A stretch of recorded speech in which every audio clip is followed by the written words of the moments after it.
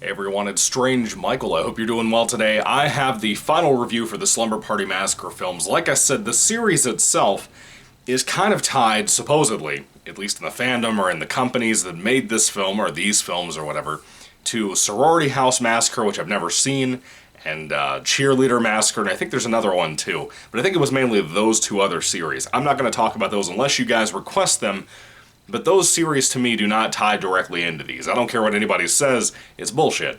But anyway, as far as I care, there are 4 Slumber Party Massacre films, and to my knowledge, it's the only existence of them. Kind of like with Sleepaway Camp. You have that one part 4 from way back in the day that was supposed to exist. Some of it was shot, most of it wasn't. And if you got like that Lifeguard box set thing that's like $100 on eBay now, you can't find it cheap anywhere or even new. Why have they not re-released that? That's so wild to me. But if you bought that, you got like a number 4 Sleepaway Camp, but it wasn't like a super long movie or anything. And apparently a lot of it was completed with like old footage from previous films, kind of like Silent Night, Deadly Night Part 2. Anyway, getting back to this though, we have like 4 official Slumber Party Massacre films. We have 1, 2, and 3 that came out in 1982, 1987, 1990, and a couple of years ago, 2021, they actually did a remake on the Sci-Fi Channel. Now, I don't know if this is sci-fi streaming. I think it has to be. I don't think it could be anything else. Sci-Fi Channel is basically the Asylum Network, you know, like the low-budget filmmaking company. It's basically their network, essentially. They play so much shit from Asylum that isn't even watchable. And then they make things with Asylum sometimes, like what is that show? Z Nation. I liked what I saw of Z Nation. It was kind of a lesser version of Walking Dead, but I remember liking what I saw of it in the first like 5 or 6 episodes. I don't remember a whole lot. I remember one guy that I seen a bunch of like horror things show up there. But anyway, Slumber Party Massacre was made by Sci-Fi Channel. And I don't know if this is like the streaming app or something. Wow, that car outside was really loud. I don't know if this is like the streaming channel or what, like an app from them, because they also make, I believe Sci-Fi Channel also makes the Chucky TV show, I believe, correct? I think, I could be wrong, but I think they play those episodes on that too, even though they put up some of them on YouTube sometimes. So I'm not really sure where this came out. All I know is I can only find it to watch and stream, because I wasn't going to go buy this just in case it was as bad as 3 and 2, because I'm a big fan of Part 1, like I said in my previous reviews. This is, basically, I found it on Prime, and I rented it for like $2 or $3, which wasn't bad, actually. I actually think I would have been willing to rent up for like $5 or $6 for how good this was, for the most part. It's kind of raining outside today. It hasn't started, but like you can go outside and feel it. It's kind of weird out there. Like I said, 2021, there's not really anybody I know in the entire film at all. It is a straight-up remake of the original film. It does have some new twists, some new turns, some new things they add in here. And one of my favorite aspects of this film, and before I get to the story, of course, the original movie was originally conceived as a parody, and some of that melded over into the final product of the film, because the film apparently, when Amy Holden-Jones shot it, it was supposed to be shot as like a straight-up parody. It became just kind of an outright slasher, apparently, during the filming process. And personally, I don't hate that about it. I think it actually came into a really good film, as you guys saw in my review for that when I was doing more spoilers at that time. I really liked that film. I think it's really, really solid, really fun. There's a lot of funny things in it that almost seem unintentional sometimes, but a lot of it absolutely is intentional, you know? I really love that about it. I think it has a kind of a good spirit going for it. It's kind of just fun to watch, as sleazy and silly as it is. A film called Slumber Party Massacre needs to be fun, and that's what that first film was. The second film goes so over the top, it adds supernatural elements, as I said in my reviews. I'm not a fan of that. I think that's fucking terrible. I think it's a terrible idea. It came out post-Nightmare on Elm Street, so they kind of wanted to go directly to that and steal the Freddy Krueger idea of a guy coming for you in trauma dreams and all that. It was lame. I like the guy that plays the killer, once again. I think the kind of Bruce Campbell nature of that guy really makes that film, but like the first hour of the hour and 20-minute runtime of that film is so dull. And then we have the third film, which is boring basically from beginning to end. There's a couple of moments that I'm like, what the fuck are you people doing? Trying to escape the whodunit killer in that film. But this movie, I didn't really know what to expect. I hadn't heard great things, but I had seen people review it like Sinister Cinema Reviews, Jason and Kaylee, who I keep referencing in my reviews because they're big Slumber Party Massacre fans. As you can tell, I'm not. I'm a fan of the original. But I will say this. I feel like I had the ending spoiled for me, but I misunderstood what people were talking about. Like, I thought it was a different person that was going to be revealed in a final reveal in the film that I will not spoil for you here. But let me tell you this. I really enjoyed this. This remake is actually not half bad. It's kind of like an 80s throwback. It's kind of its own thing. And it maintains, and kind of brings back, if you will, the parody nature of the original film. I loved that. I was not expecting that at all. It kind of takes that first film and flips it on its head a little bit. It makes fun of politics, and I know that sounds like it's going to scare a lot of you off, but I mean in a good way. Like, it makes fun of feminism, but also kind of treats it with, delicate hands at the same time. It makes fun of toxic masculinity, but like in a silly way. Like, it actually makes jokes about that kind of thing. It doesn't treat it like it's a real, stupid, shitty thing, that people make it out to be. It's really clever. And that's the thing I wasn't expecting from a Slumber Party Massacre movie. Yes, the original I expected that. Yeah, 2 I had it hyped up and it sucked. 3 I wasn't expecting anything after 2. But this one here, I don't know if it's my low expectations going in. I really don't think it was, because a lot of this stuff is better than what the previous films ever had. Everything from down to the directing. I want to give this director's name, by the way. Let me get this thing to load on IMDb. Come on. Danishka Esterhazy. I'm not sure how to say that name. Fantastic directing. Seriously, I mean, genuinely good directing. I think that the style and everything felt classical in that 80s slasher sense, but it also maintained something modern, and it felt well made, which surprised me. A lot of the directing choices are very clever for this film. I really like that a lot. Very much a prop to this chick. Suzanne Keeley wrote this film, by the way, and I thought it was interesting. She worked on Ash vs. Evil Dead, and there was something else I remember her being a part of. What was it? Hold on, I'm going to try to look through this stuff real quick. Oh, she also wrote Leprechaun Returns, and I think that's it. Yeah. I believe she worked on something called Warrior Nun that has some really high ratings. What the hell? Anyway. So this movie really took that parody nature and brought it back to the franchise, I think. Something that I'd missed in Part 2, something I had missed in Part 3, but this one brought it back. And again, to me, in a lot of ways, that parody nature is almost better than Part 1 in some ways. In some ways. I don't think it's overall a better film. Maybe better made sometimes, but it has its flaws. Let's get to the actual story. We start off with a prologue to the film that takes up like a good 15-20 minutes of this hour and 20-minute long film, by the way. Yes, with the credits out of it, I mean, it's like an hour and 20 minutes in total. That's fantastic. I was so excited to see that because it feels like those old films anyway. But it also maintained that runtime. It didn't have to jump to 2 fucking hours to have a slasher film. You don't need that. Halloween Ends didn't need that shit. This doesn't need it either. And thank God for that. They recognized what they needed to do and how to make this appealing for the time frame they had. Yeah, there's not a whole lot of story. Yeah, it kind of jumps around a little bit. Not too much. Not like a back and forth thing like that fucking horrible Marvel film Eternals I just saw. Nothing like that. It's kind of just, you have the prologue, you have present day, and then you have some things that happen in there that aren't really smooth in the writing process, but I don't think it really needed to be, since it's kind of a parody, if you will. But not direct parody, but kind of does a little bit of that, kind of like Scream did. But not too meta like how Scream was. Anyway, the prologue takes place in 1993. You have a group of girls that are going up to a cabin. They're hanging out there. But we actually start the film with one of those main chicks walking out to her car outside of the cabin that they're staying in out in this middle of nowhere.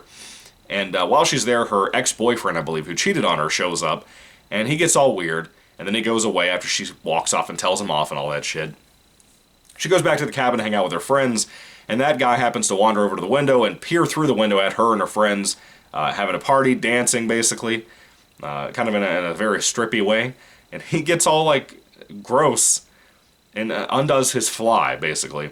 And as he's peering through the window, he looks across the room at another window and sees another guy on that side of the house, on that side of the cabin, looking into the window as well. And he's not sure if he's looking at, the girls too, or if he's looking at him. And that shit, As weird as this scene was, and at first I was thinking, this movie's going to be really bad. When that happened, I was a little weirded out. I'm going to be honest with you. And then he goes around the house to go look for that guy.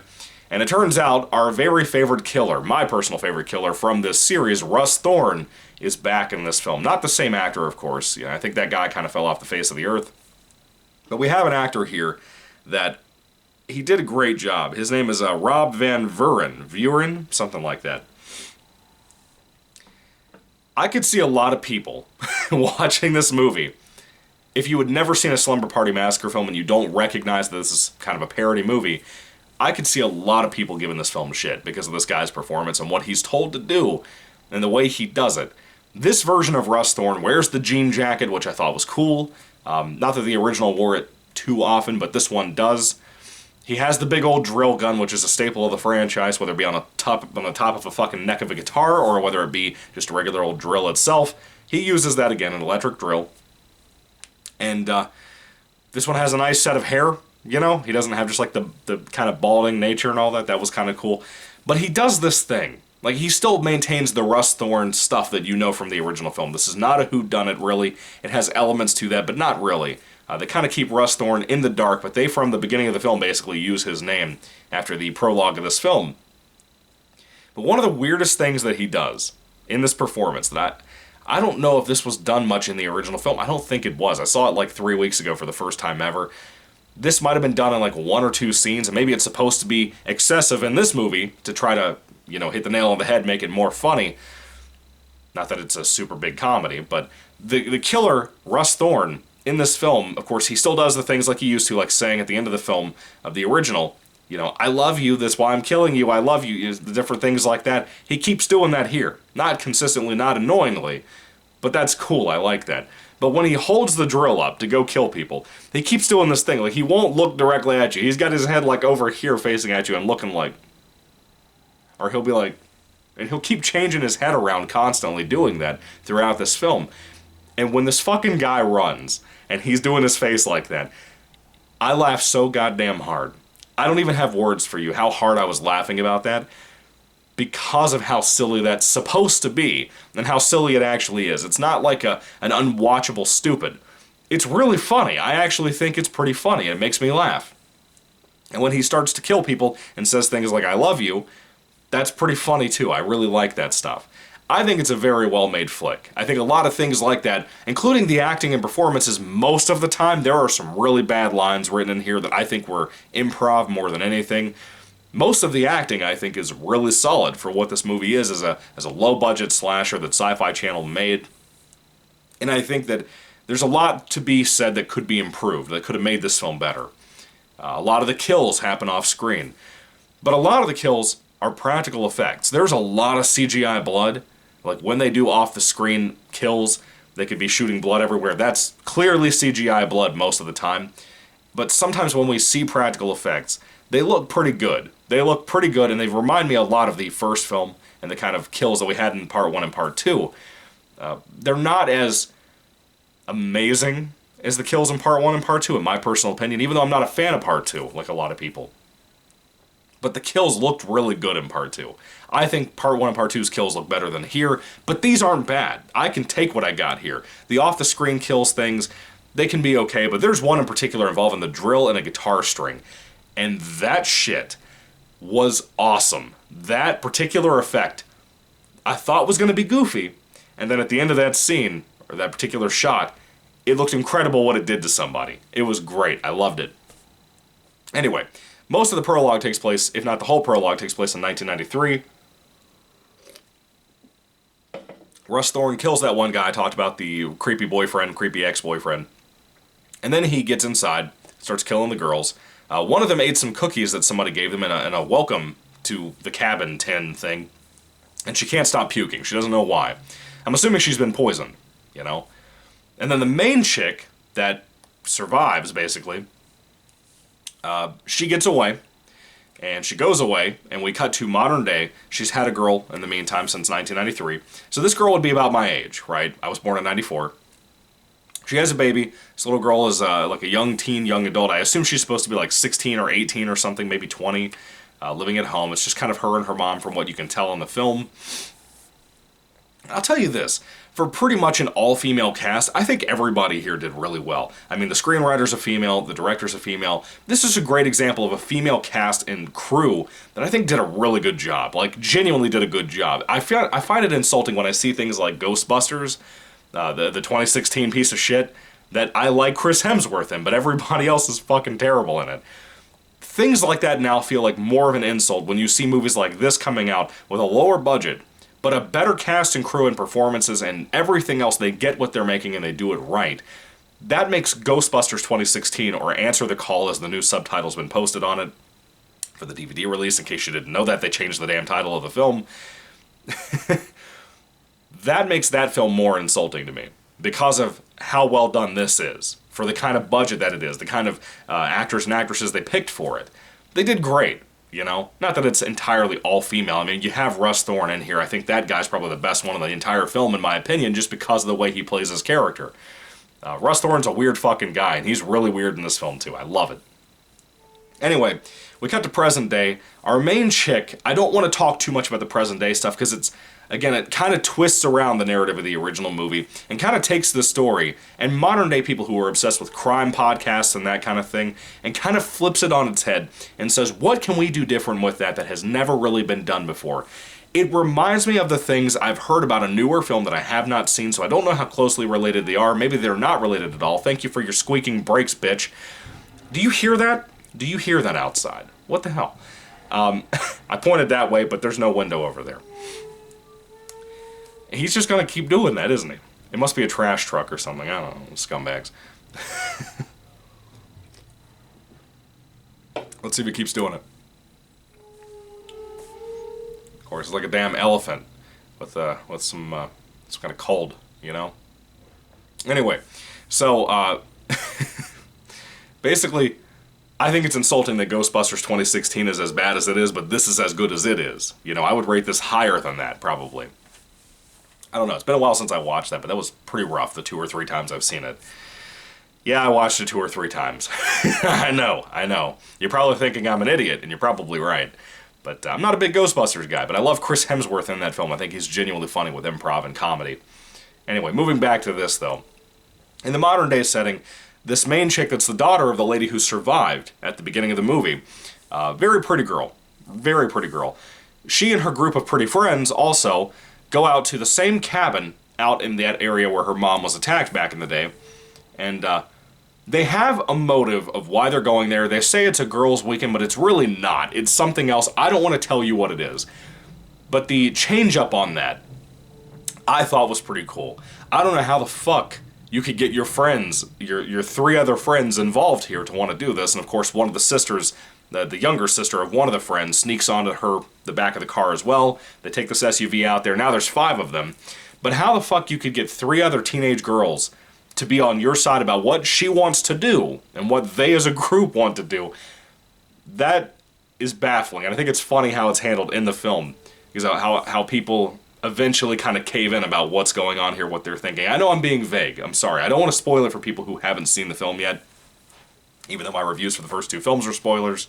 Part 3, my review was not. But if you haven't seen the film, it's really hard to describe what actually is happening here, what's actually going on. One of the other things I want to talk about, too, with the to me, clever writing, was the reverse of some roles in gender stuff. Now, I hate when people say that shit. I think it's stupid.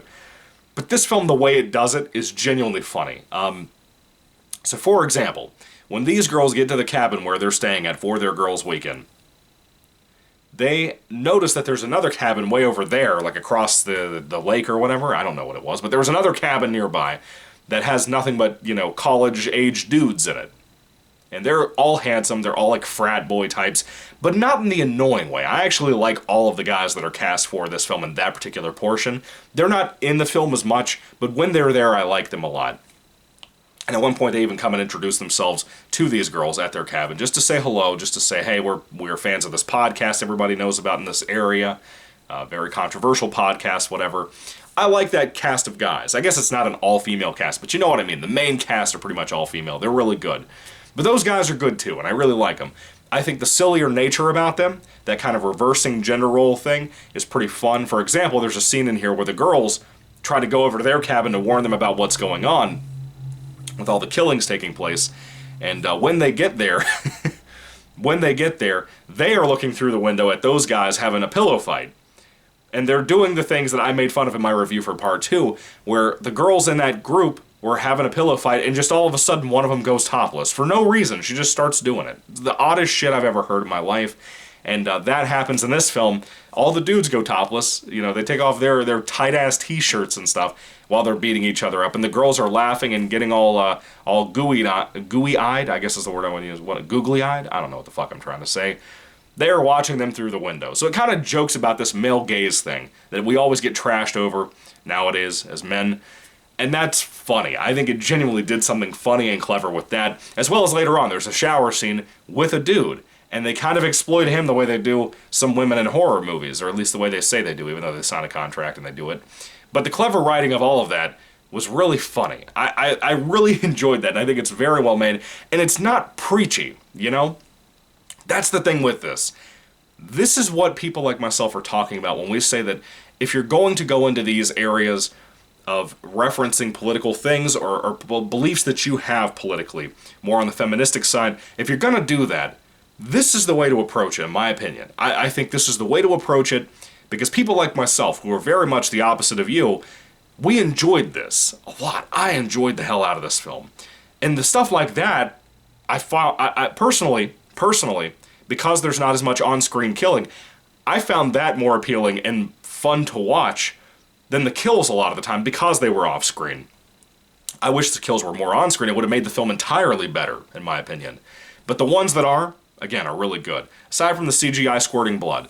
But everything else, the practical effects and stuff, they look great. They look great, like I said.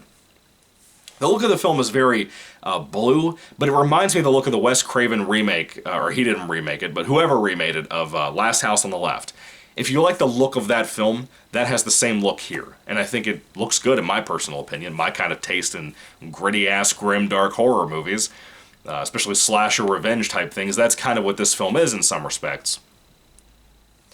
I'm trying to think if there's really anything else I wanted to discuss about this film. Let's talk about the music. That's on my list here that I have at the bottom of my camera that I taped on my tripod. I have like 7 things written down that I try to, cover a little bit. The music in here, as well as the rest of the film, are trying to be kind of a throwback to the 80s. A lot of the music doesn't really fit into the scenes, mainly when the girls in 1993 or in modern day are dancing. When they're dancing as a party mentality, just a group of girls hanging out dancing stuff, that music fucking sucks. I don't know what it is or who made it, but it is not good. And you can tell the actors and actresses in this film when they're dancing to stuff, that was not the music they were dancing to the day they shot those scenes. You can just tell, and that happened in like Friday the 13th, part 4 with Crispin Glover. They played AC/DC Back in Black, I believe, on the set, and then you get that better song, in my opinion, because I'm not an AC/DC guy. You get a better song that clearly is not what they were dancing to the day they shot that either. Maybe that's a reference to Friday the 13th Part 4, I don't know, but I thought that was pretty cool. But the rest of the soundtrack, like the score and stuff, is very 80s dark synthwave, and I love that. I think the opening credits with that, by the way, the opening credits in general are amazing. I love, like, the red lettering. There's no black border, no white border, just a red lettering on, Russ Thorne going into the water when he got killed, but not really, at the beginning of the movie, when the main chick, the mom in the film, escaped. That was great. I loved all of that. The music that went along with that gave me chills when this film started up. It really put it on a good note, almost 15 or 20 minutes into the movie already. When I started watching this last night, I didn't have high hopes for it at all, but I gotta tell you, the film sucked me in, and I really liked it a lot because of things like that. And the final parts of the film, where we have that 80s synthwave, dark wave, whatever, kind of come back, that's really good too. If you like 80s slashers, this movie was made for you. It has a lot of these jokes and cleverness to it that I think personally, and this is going to be a little bit of a hot take too, I think. I hope you agree with this, though, because I think it makes sense. This film trying to be a modern-day version of the original Slumber Party Massacre, to me, feels very genuine. And I think, personally, if Slumber Party Massacre had been made now, the original film had never existed, but if it had been made right now, I think this is what it would have been like. Because of how clever and well done and well written this was. This is what I'm talking about when I talk about like a female-centric film, a female-centric horror film on top of that that's actually well done. I loved this. I thought this was so good, and when you think back about something I haven't even seen, but I've heard so much shit about, I looked at all the spoilers and everything when it came out. Black Christmas, the remake from a few years ago. This is the kind of thing that guys like myself are talking about, that if you're going to make something like that shitty-ass movie, make this instead. This is what people will talk about. This is what people enjoyed, and I think from after seeing this film, when I looked online, saw some reviews from some of my favorite channels and friends and IMDb and stuff, this movie was more well-received than I thought it was. Much more well-received than I thought it was. And I'm a little surprised by that, but I'm also not, because it's a very well-made movie for what they did here. This is such an underrated flick. And if I had to be honest with you, this is like one of my favorites in the series. I think this is so much better than Part 2 and Part 3. Another cool thing, too, by the way, they did a reference to Part 2. They actually have one of the guys at the boys' cabin that's playing a guitar. And you can imagine what that guitar looks like. It's basically the entire original guitar without the drill bit on it from Part 2. Looks just like it. It's carved out like it and everything. That was pretty nice as a little touch there, even though I don't like that movie. Loved that about it.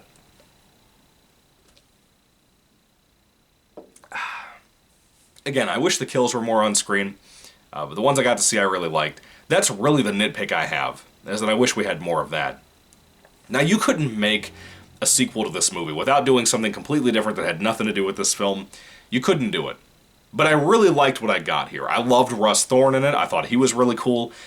The kind of references to older slashers that are very important, and you will know what I'm talking about. If you haven't seen this film and you start to watch it and you get to the ending of it, you will know what I'm talking about. It references some pretty classic horror films. And not like in a dumb way either. Not just like throwing out lines and shit from other films. Some of the things they do as references to old horror films to kind of change things up a little bit, I liked that too. I loved that, as a matter of fact. This was so surprising. I did not think today that I would be sitting here in front of this camera giving you a great review, a really good review. Well, maybe not in content and maybe not in execution, but a really positive review for this remake of a 1982 slasher film called The Slumber Party Massacre. I did not think I would be doing that today. But let me tell you, I like this so much. If I buy any of these films, which I think I would buy Part 1, I don't think I'd buy Part 2 and Part 3, even if I could find them. But if I bought Part 1, I think I would also buy this, because of how much fun I had with it. This is the kind of thing I couldn't see myself rewatching very often, but I could very much see myself, if I decided to rewatch Part 1, which I still think is better than this, I think I would possibly just do a duology, watch them both back to back. I really do think that, because I really enjoyed this, and I think if you're a big Slumber Party Massacre fan too, I think you might love it too. You should really give it a chance. You might have heard some things out there. Maybe, now I didn't hear this, but I'm saying you may have heard people call this woke or anything like that. Usually, a lot of the time, that's the case. That's usually the case nowadays, which is a shame, I think, because of movies like this being so good. This is not that. I promise you it's not. This is very well made. I think it's not insulting. I think it's not offensive. I think it's just genuinely fun. It's smart. It's clever. And I love that about it. I wish we had more kills, like I said, but there's so many other things to really admire about this. Everything from the shots, the directing.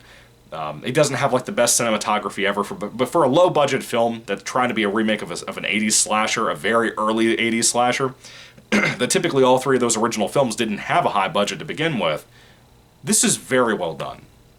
I loved it a lot.